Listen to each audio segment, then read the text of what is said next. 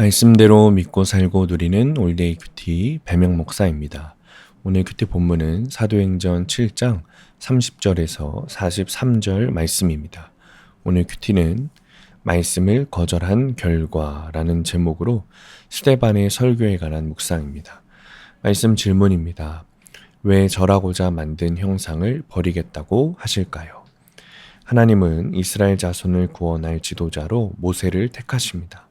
그를 애굽 궁전에서 40년간 육적으로 훈련하시고 미디안 광야에서 40년간 영적으로 훈련하신 후에 네가 서 있는 곳은 거룩한 땅이니라 하시며 그를 부르십니다.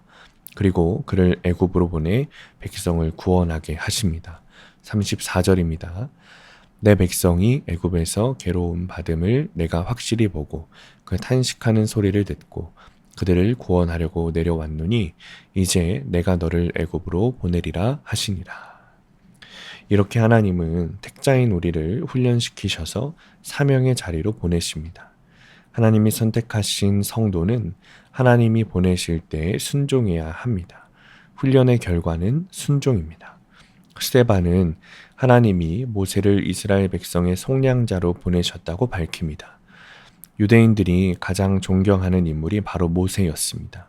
모세는 애굽과 홍해와 광야에서 40년간 기사와 표적을 행하며 백성을 이끌었습니다. 하지만 유대인은 이 모세가 예언한 나와 같은 선지자이신 예수님을 영접하지 않았습니다. 모세만 존경하고 그가 전한 말씀을 받지 않은 것입니다. 오늘 내가 믿고 따라야 할 것은 오직 하나님의 살아있는 말씀입니다. 출애굽한 이스라엘 백성은 광야에서 모세에게 복종하지 않고 애굽으로 돌아가고 싶어 했습니다. 그래서 금송아지를 만들어 숭배하고 이후 가나안에 들어가서는 암몬 사람들의 우상 몰록을 섬겼습니다.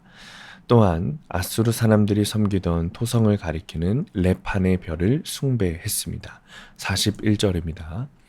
그때 그들이 송아지를 만들어 그 우상 앞에 제사하며 자기 손으로 만든 것을 기뻐하더니, 그러니까 출애굽의 기적을 경험하고도 말씀에 복종하지 않으니 우상 숭배의 자리로 돌아가게 되는 것입니다.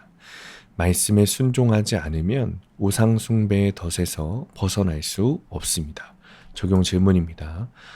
하나님의 사람으로 쓰임 받고자 영육간의 훈련을 잘 받고 있습니까? 두 번째, 내가 여전히 벗어나지 못하는 우상 숭배는 무엇입니까? 오늘의 원포인트, 우상 숭배에서 벗어나야 합니다. 자격이 없는 저를 위해서 예수 그리스도를 보내셨습니다.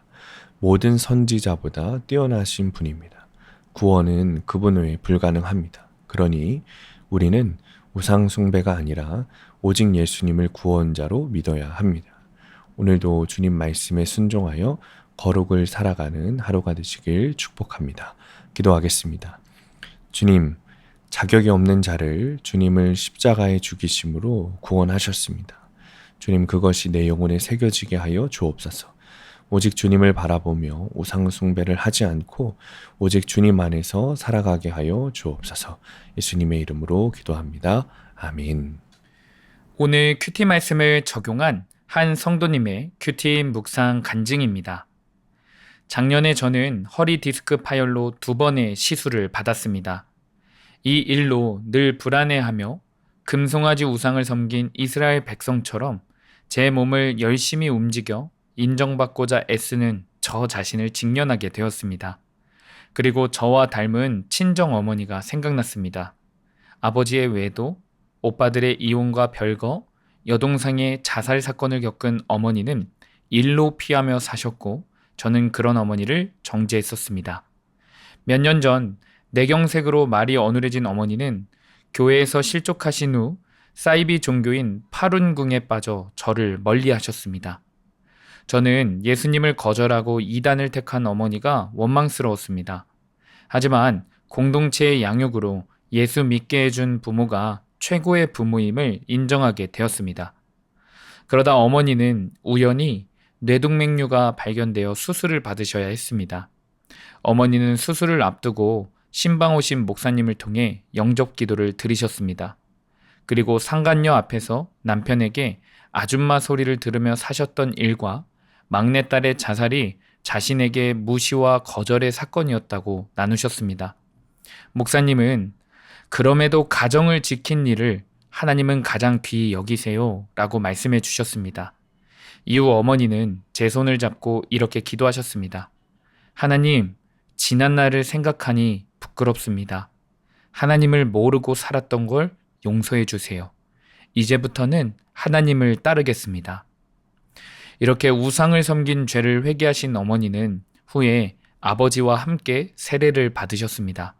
그리고 아버지가 소천하시기 전에 우리 천국에서 만나요 라며 아름답게 작별하셨습니다. 이런 과정을 통해 하나님은 제게 네가 서 있는 곳은 거룩한 땅이니라고 하시며 상처 많은 저를 구원의 자리로 이끄셨습니다. 괴로움에 탄식하던 저와 저희 가정을 구원하신 하나님 감사합니다. 적용하기. 친정을 부끄럽게 여겼던 저의 연약함을 교회 소그룹 모임에서 솔직히 나누겠습니다. 매일 어머니에게 SNS로 새벽 기도의 영상을 보내고 일주일에 한 번씩 안부 전화를 드리겠습니다. 오늘도 말씀대로 믿고 살고 누리는 성도님들 되시기를 축복합니다. 큐티와 신앙생활에 도움을 받기 원하시는 분은 네이버에서 수암감리교회를 검색하시거나 유튜브에서 수암감리교회를 검색하시면 도움받을 수 있습니다. 자세한 문의사항은 지역번호 031-482-8047번으로 문의하시기 바랍니다.